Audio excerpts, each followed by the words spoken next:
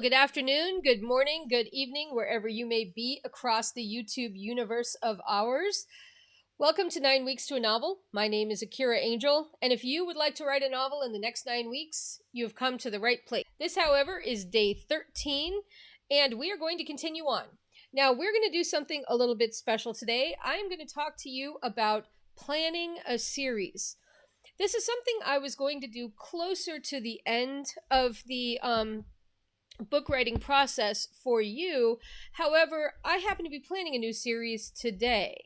And I thought that since it's fresh in my mind, and as I'm doing the actual work of plotting the series, it might be beneficial for you to see it now rather than later.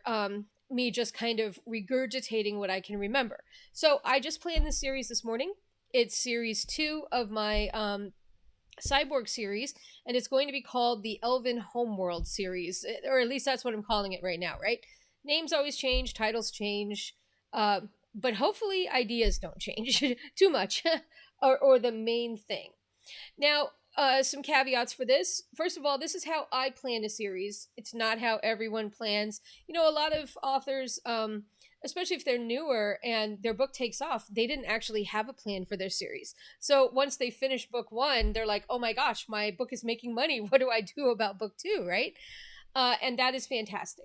But for somebody who's been writing series, I've written quite a few now. So basically, for me, I kind of have it down to a science. And there's a few reasons for that. One is that I feel like I write in two relatively difficult genres. There are certain things that science fiction fans expect from a series of novels, and then there are certain things that fantasy fans expect from series of novels. So I'm trying to get all of those in, and you'll see that today. The next thing I wanted to say is I'm not planning the individual books. It's completely different for me than an individual book process. However, since I'm the same person, you may find some similarities in how I'm planning this, to how I planned books. So, next, planning your series. Why should you do this? And why should you do it even, before you write book 1 or as you're writing book 1? It can dramatically improve your use of structure and theme across the series. Like making a plan and having it in advance and then having a book Bible helps you keep those threads going. And it helps you kind of like plot Easter eggs for later for your readers. There are just so many amazing reasons to do this that I can't stress enough. You really should think about planning a series even as you're writing your first novel. Okay, so the other thing is, again, it can make sure that you're capitalizing on a series in the way readers expect for your genre. But in every series, if you think about, from start to finish, readers will expect different things.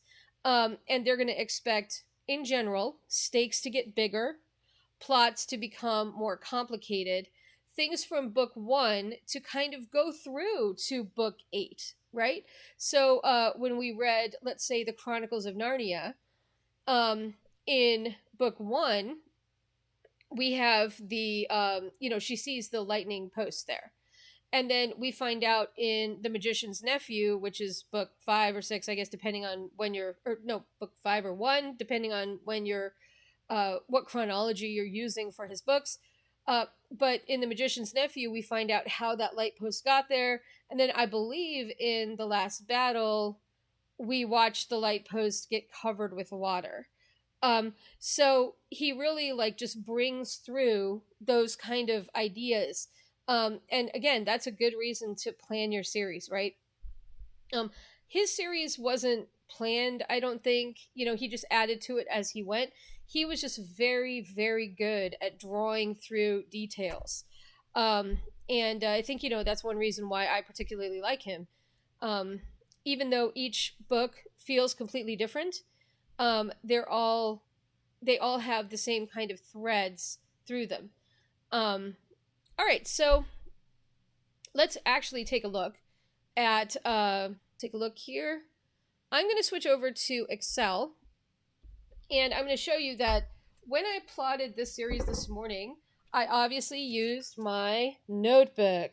And the reason why I used my notebook is, like I'm always telling you, I prefer to write it out and, you know, have arrows or things that, and even sketches, that I want to use. But what I did was, after I planned it, I came down here and I made this Excel spreadsheet so that I can kind of show you what I'm doing.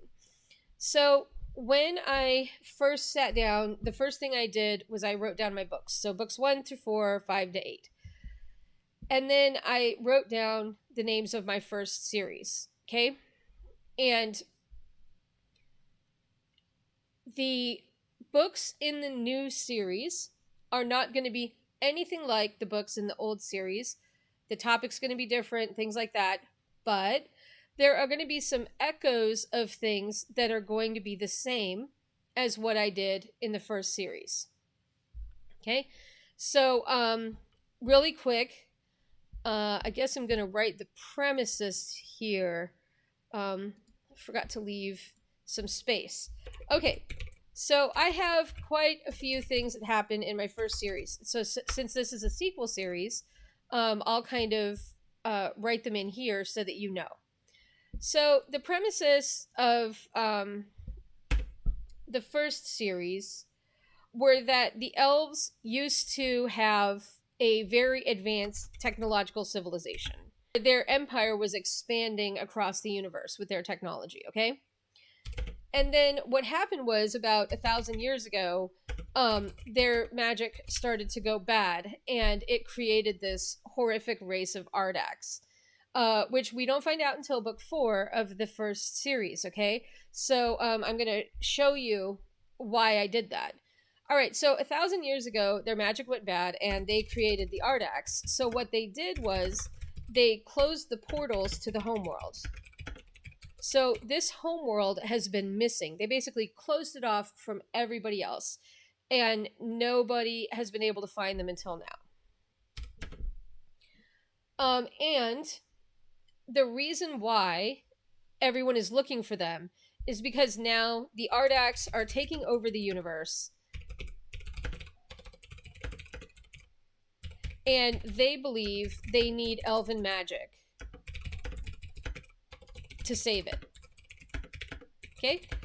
That's the whole point of this. We got to find the elven homeworld, we got to reattach these portals, and we have to defeat these Ardax. Okay? So those are my 3 premises. Now, I'll explain to you really quick what happened or how I did this in the first book. So in the first series, in these 3 books, Torden, Royan, and Simbin, we believe that the Ardax are this horrible race of tigers, and they're taking over everything and killing everyone in their path, but we don't know anything about them. And we believe that the elves are really good. They're kind of the saviors. They can maybe use their magic to save everybody. In book 4, I flipped that around. And what we find out is that actually the elves created the Ardax with their own magic that went bad. And even worse, they ended up destroying the Ardak homeworld trying to get rid of them. So they, through kind of cowardice and poor morals, I guess, they created this race that is now extremely angry and basically wants revenge for everything that they did so many years ago. And then we basically have, in the last 4 books, them kind of like, the cyborgs are building up all these resources, and the elves are trying to build up all these resources, but they're just one planet. So they kind of go out, they find other planets that are trying to defeat the Ardax, but in the end, they're finding out that the Ardax are just too strong, and they just keep, taking over other planets. In the last book here, they save their own planet and kind of put a shield around it, so they know that they're safe, but now they have to figure out what's going to happen with the rest of the universe. All right, so I started thinking about this, and what I wanted to say was, for technology, if you're writing a science fiction novel, just know that people expect your tech to get better from book to book. Okay? So, what happened in my first series, I basically had Torden as just a plain cyborg. And then in Morgan, they develop a way, when they meet up with this Ardak resistance, they develop a way to build like these kind of exoskeletons and make themselves almost superhuman. It's kind of reminiscent of Halo, but it's not exactly the same. So now they have, doubled and tripled their powers. Now, I did the same thing with the magic. So in Torden, we have these elves, and they can do basically elemental magic, right? But in Simbin, they actually find kind of this lost colony of elves on their planet that was the original colony who came from the homeworld. And those elves have a lot stronger magic. And then in Valjan, Durston, and Zordon, they're basically try to use this, improve their own magic, look back over the records that they have from the homeworld, and even mix their magic with technology to come up with greater strategies. Okay. All right. So you can see that the first one, in the first series, I was very good at bringing home this extra magic. And it's funny, it was right about Royan when I had a nervous breakdown.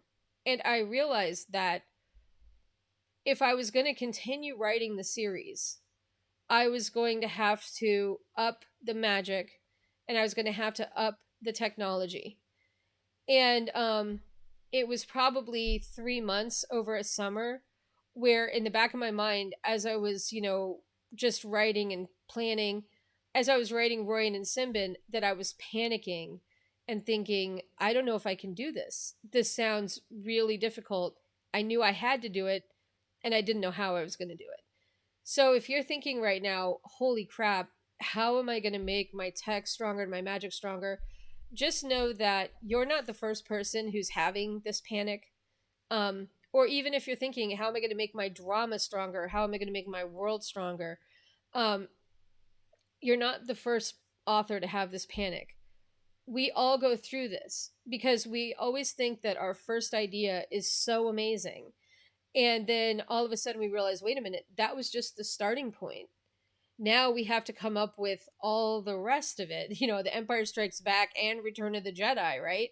So we have to get to, Empire Strikes Back, we go to Dagobah, we like start to see other places, the Cloud City and these things. So all creatives, we all have this issue where how do we get better and better? And the answer is you just sit down and you work with your brain. You tell your brain, I need to go to magic that is twice as strong. How am I going to do that? Or I need to go to tech that is twice as strong. How am I going to do that? And you just let the answers keep coming, right?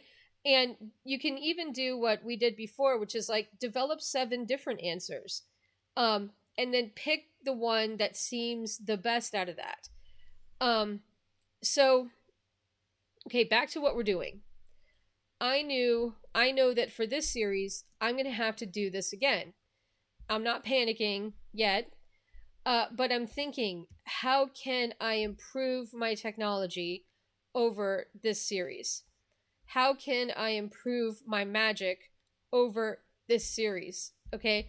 And that's very forefront in my mind because improving the tech and improving the magic is very integral to what happens in these stories.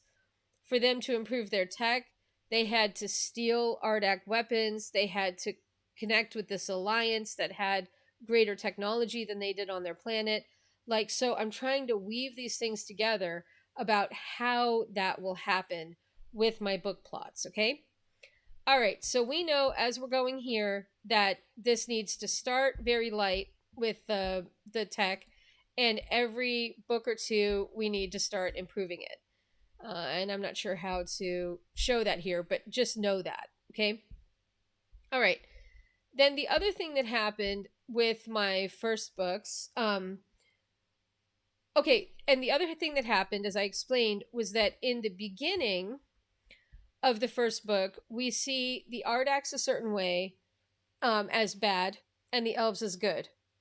And in Valjean, all of a sudden, both of them go into a gray area. Okay? So, what I'm going to do with this one is I'm going to play on that, and I'm going to take a look at the elves. And when we start on their homeworld, okay, we basically have the knowledge that they created the Ardax. So we're kind of looking at them as a little bit cowardly and cut off. And what we're going to find in book one is that on their homeworld, there is, the people who are in the elves who are in power, and then there's an elven resistance. And what I decided to do was that the first 4 books, because the elves do not know, except for the people very much at the very highest levels of power, that they created the Ardax. All they know is that there were like the threat of some beasts coming, so the people in power closed all the portals. So what I'm going to do is I'm going to let the elves know about the creation of the Ardax. And I thought, what is this going to do to them when they find out? So I started with a bunch of different things, but finally I settled on the stages of grief. So what happens when they first find out that they created the Ardax?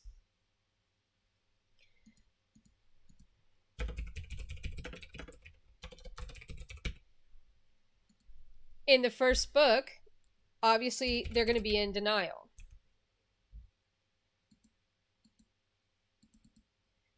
In the second book, they're going to have kind of depression and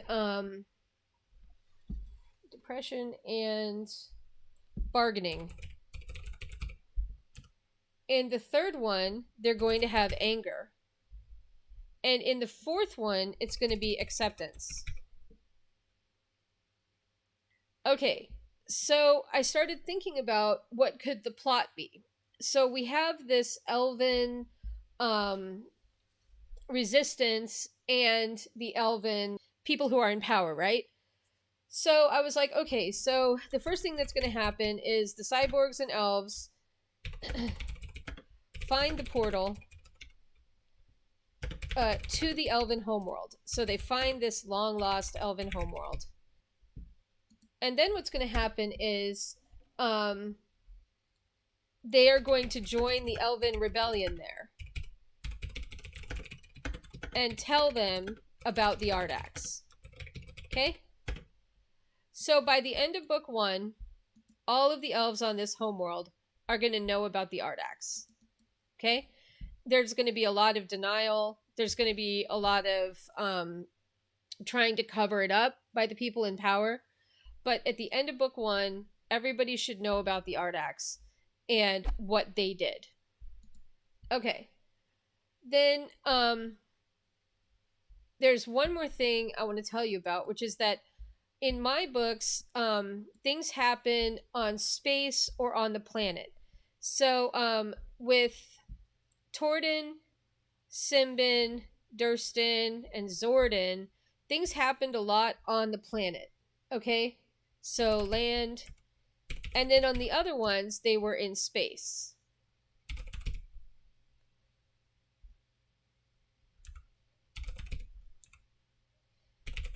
And I kind of want to echo that in this series as much as I can. So that is also contributing to how I'm going to plan this series. And in book 8, it's always both.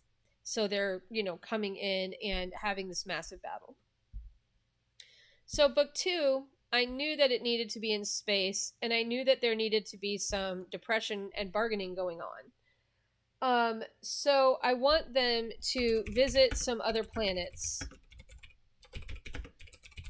taken over by the Ardax.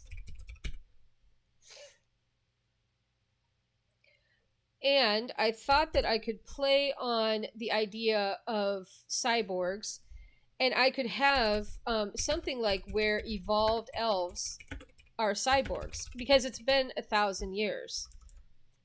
So on this planet, the Ardax made the elves into cyborgs. I thought that would introduce a different race of people. All right, so book 3 is Anger. Book 3 in my first series, I had originally written as a Christmas story, and it's kind of a side story. Book 3 and book 7 are kind of little side stories. Like if you've read the Chronicles of Narnia, I would say the one, The Horse and His Boy. Okay, they're just basically side stories about characters that are going on a tangential journey, but their conclusion will lead to the next step in the series. Okay, so for book 3, I was thinking about this and I was like, how can I do this? So I thought, well, maybe we can have one cyborg help an elf find her sister on a lost planet. So it's one that the Ardax have taken over, so we can start going through this anger. They've been taken over by the Ardax, and we are going to get this kind of redemption. And then at the same time, we are going to find out some kind of history, something to improve the elven magic.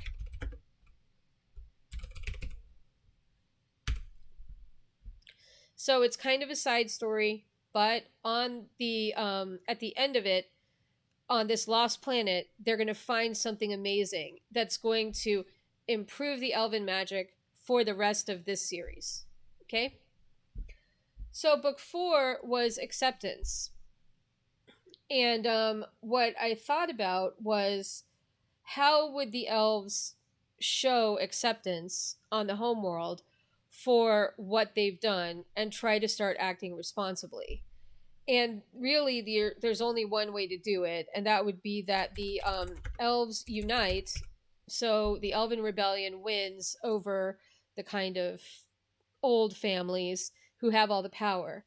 So the elves unite on the homeworld, and then basically they bring the portals back online. So all of the lost worlds can now connect with the Elven homeworld. And tangentially, I'm also going to have them join the rebellion of planets, which is called ARF. I thought that was funny. The Ardak Rebellion Force. Because, you know, the tigers are cats. All right, so the elves join the rebellion, and basically from here on out, now everybody is working toward defeating these Ardax. Okay, so we have some extra magic. We're now online. The elves are here. We're ready to move forward. So I've run out of grief, stages of grief. So what I thought was, now I'm just going to go ahead and do this like a normal plot arc. So basically, over the next 3 books, they're going to be learning strategies of how they think they're going to defeat the Ardax. All right. So basically, they're going to do this, and in book 7, they're going to have this all-out tech and magic war. So here we're going to increase our tech. So basically, the elves and cyborgs create their own version of, I'm going to call it magic tech, okay, right now. Do I know what that is right now? I don't. I don't know what that is, okay? So right now, I'm just hypothetically thinking about what should be happening in this story or in these books based upon how I know the story should evolve. All right, and I hope you're getting that here. We have this idea, or we have the knowledge of what people would expect and how these should evolve. And then when I'm going to plan each book, I have to make this happen. Okay? All right, so in book 5, elves and cyborgs are going to create their own version of magic tech. And that then is going to double the tech. So if you remember up here, we doubled the magic. Now we're going to double the tech. And here, we're uniting a lot of forces. So basically, we're going to have elven magic that's evolved differently on different worlds over the last 1,000 years. So, and tech that is different as well. So, this unification is also going to improve tech and magic now that things are crossing over. All right, book 6. Okay, so book 6 is the only one I'm not sure about.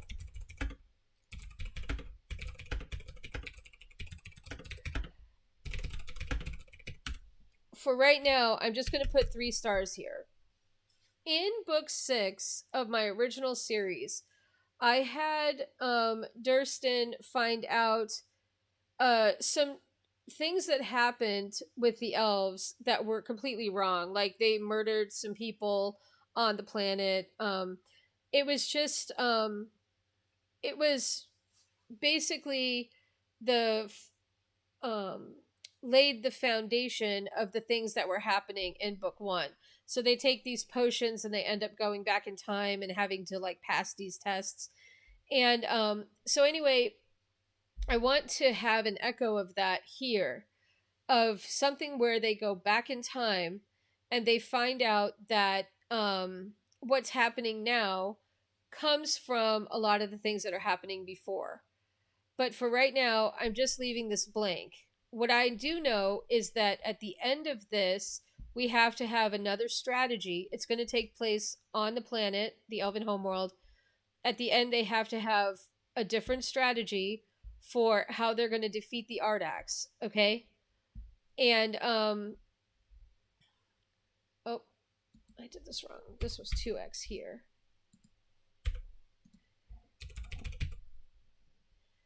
And I think that here, I also want to increase the magic. I don't know if it's going to 2x again. Okay, that's really hard to do. But I'm just going to put, like, I don't know what I'm going to do. Multiply. And then, when I come here in the Tech and Magic War, I want to do this again. So I'm going to try, with each book, to give us, or to give the reader a little bit more magic and tech in each book, okay? So that they are now really into what's happening from a science fiction perspective and a fantasy perspective.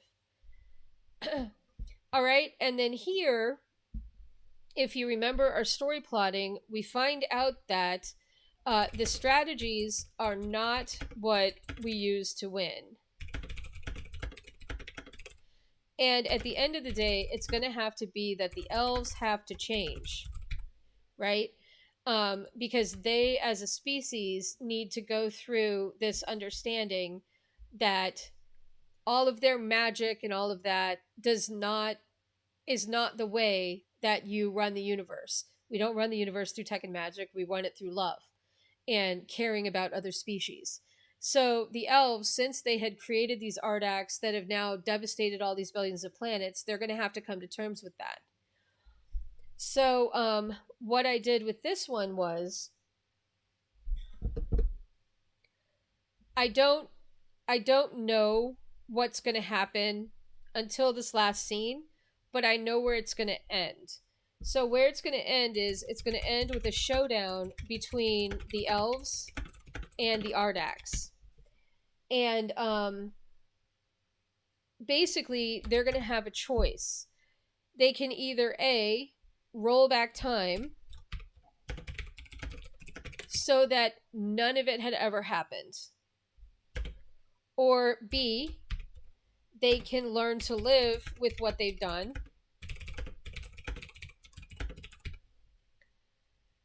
Or C, they can destroy the universe.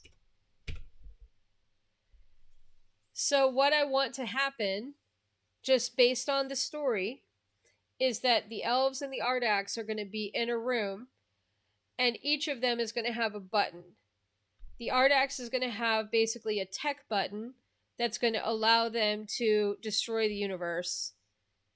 The elves are going to have a kind of magic, some kind of magic, which will let them roll back time. Okay? All right, so rolling back time is magic. Learning to live with what they've done is tech. Oh no, sorry. Destroying the universe is tech.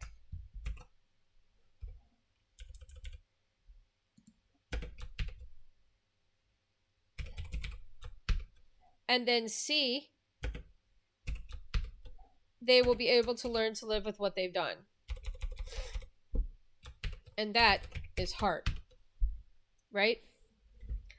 So I think we know from a story perspective what has to be done. And of course, each one is going to want to do, the Ardax are going to really have a reason why they want to destroy the universe, because they have been, the pain that has been in their species for so long has just made them into these fighting monsters that basically can't remember how to love anymore. And then the elves are going to really want to press this button so that they can roll back time, so that they don't have to admit what they did. The problem with that is that if they do that, they're going to forget the moral lesson that they've learned.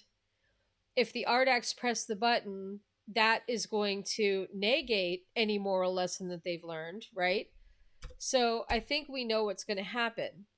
And to really put a clincher on this, what I want to happen for the reader is that I want the elves to ask the Ardax what they want to do. And I think this is going to be a real tearjerker, because it brought a tear to my eye when I was thinking about it. That, they're there, and there's these really tough species. And then finally, the head elf just says, "What do you want?" And the Ardak at that moment, his anger just like drains away. So he has to think about it, and he's like, I just want to know what love is. I just want to live and be okay with this universe. And at that moment, I think the elves will, they will, both sets will come to terms with what's happened and find a way then to live together. Okay, so I hope that some of this has been helpful for you in learning how to pull through your story, and then learning how to increase your tech and magic, learning how to play off of your original series, right? Incorporating a theme like the stages of grief, and then also incorporating your plot arc into series structure. This is kind of the class that I would have liked to have seen when I was first learning how to plan a series, because I had no idea how to think about any of this. Okay, so I really hope that this helps you out. And if you have any questions, as usual, you can just email them to me. And I wanted to say congratulations on finishing day 13. After writing chapter 5 of your work today, don't forget to take a walk or do something active to reward yourself.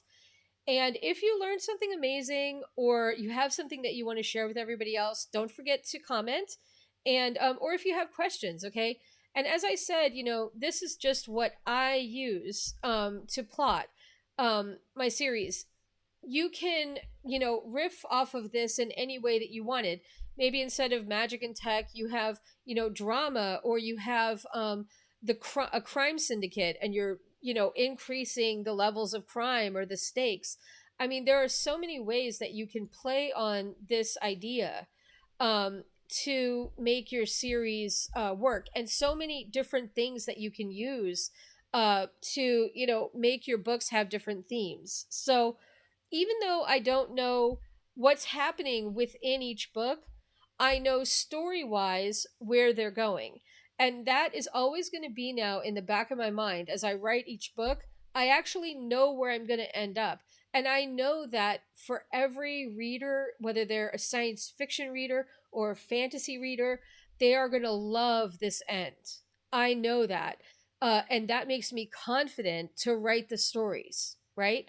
There is a kind of lack of confidence when you have no idea what people are going to think. But for me, I know that if I read this and I got through to here, I would be like, oh my God, it would blow my mind, right? And that's what I want for the readers. It may not blow every reader's mind, but it would blow mine. And so I am a certain type of reader, right? So that's what you're looking for. What would your readers want to see, and what would blow their minds? Um, so, if you have any questions, just let me know. And I guess we will sign off for today.